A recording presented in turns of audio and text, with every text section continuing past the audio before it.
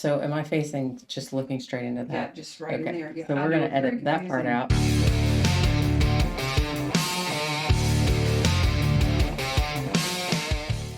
I was born and raised in Florida, so I grew up on the West Coast. So I'm a St. Pete, Florida girl. Grew up with going to the beach after my classes in high school. It's been a very different life from switching from Florida to Kentucky. I miss the beaches all the time, but I also love the four seasons that we have here in Kentucky. Life brought me up here when I went to college when I was 18. So did my undergraduate degree at Asbury and my master's degree at UK. Actually moved back to Florida for a time for about 5 years where we thought we might raise our family down in Florida, but life brought us back up here. So here we are in Kentucky. We've been here about 16 years now.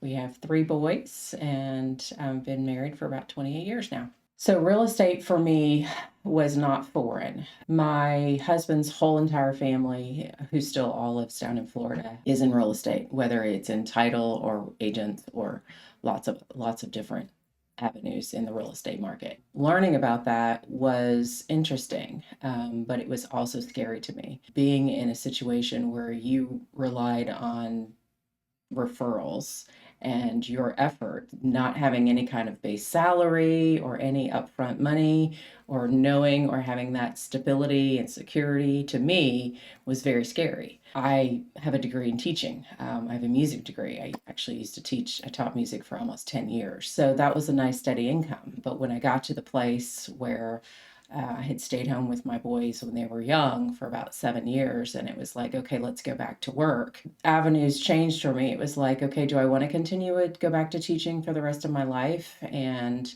kind of feel like I was running in the rat race of just the same old thing all of the time and only a projected income? Or did I want to push myself to do more? I specifically remember one day I was at the gym, I was on the treadmill, and I said, to myself, I'm going to do this. I'm going to give it a go. I'm going to give it everything I've got. And so in 2014, I started into my real estate business and got licensed very quickly. Moved forward to get started in selling real estate. What I was spoiled with was I didn't have to kind of get my street degree in a sense. I was told, do this, don't do this, and you'll be great.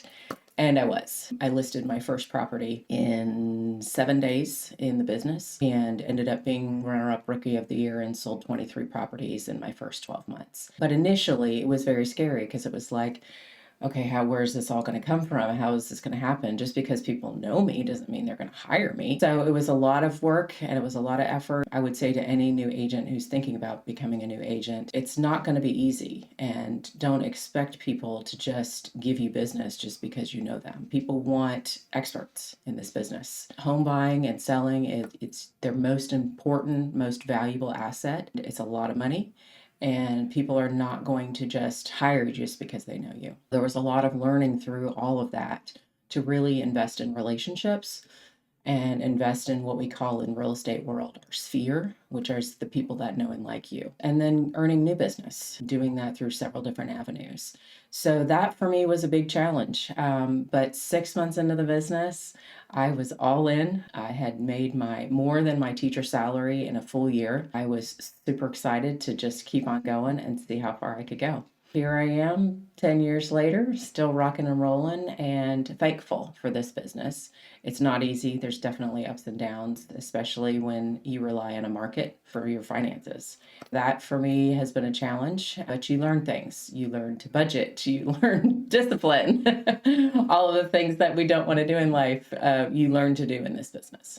It was going to be a lot harder than I thought. I've talked to so many people who've considered real estate as a business. They think, oh, it'll be so fun to show houses and see all these cute pillows and all these great floor plans. And what you don't know is that you don't show all of those great houses. You show a lot of very mundane houses. You show a lot of rough houses. You show acreage properties and you're walking for miles and miles at a time. There are so many things that we do in this business that it's like, I'm not sure I get paid enough to do this.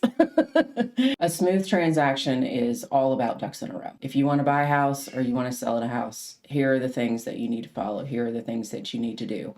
I am not going to throw up on you and give you everything all at one time because you're not going to remember, because this is a very emotional decision for a home buyer or a seller. It's my job to make sure that there's an objective person involved in this transaction, and it's me. You're, as a seller or a buyer, all over the place with your emotions, maybe not even sure if you're going to sell or buy yet. And so it's my job to say, okay, here are the steps through the buying process. Let's talk with a lender, and then we go from there. And you get 3 steps from me. So then once we get through those 3 steps, then you get 3 more steps.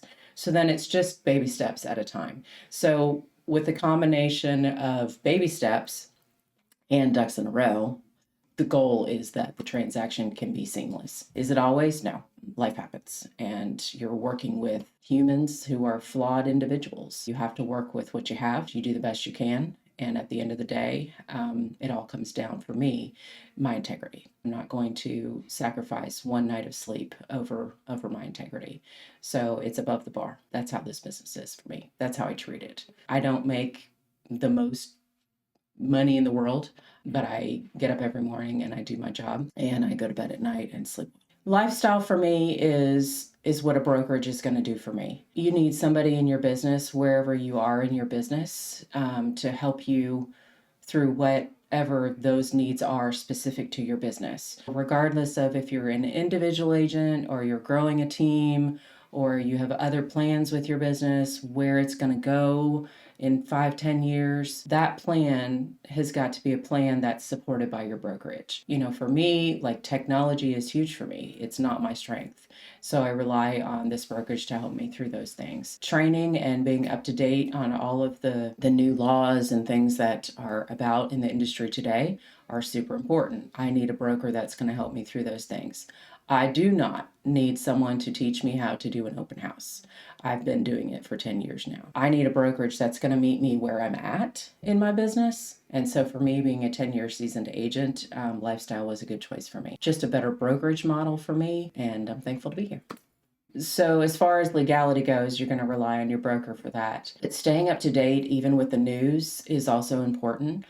Not because I always agree with what the news is sharing, as we all probably know. Knowing what consumers are hearing is important, because there's a course correction that needs to take place for me professionally when consumers are getting the wrong information. So for me, staying up to date, even with agents that have podcasts that are plugged in, like myself or other brokers, just being involved with the conversations around the business is important. And that can be through your coworkers. It can be even through different TikTok videos and different people that you want to follow and like and share. Those are all important to stay up to date.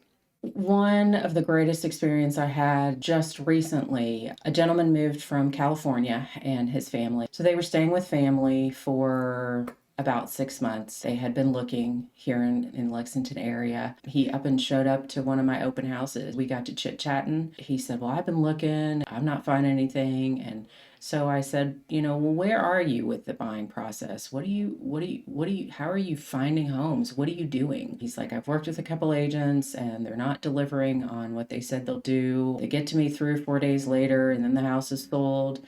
And he was extremely frustrated with the buying process. And I said, not all realtors are created equal. Give me a shot. Let me go to work for you and let's see what we can do. 2 weeks he was under contract and he closed 10 days after that. It's all about boundaries. You have to have boundaries when you're in this business, because there is endless amount of work. You can work 80 hours a week in this industry if you'd like to.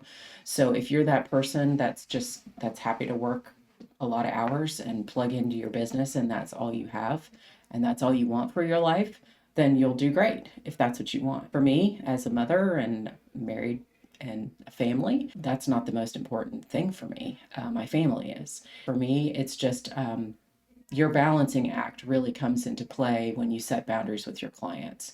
If you want to accept calls and texts at 11 o'clock at night, that's on you. When you set the standard, look, I'm not available on Friday nights at 7 o'clock because I'm watching my son play football, then that you've just set the boundary for your client. No, I'm not going to show property that night.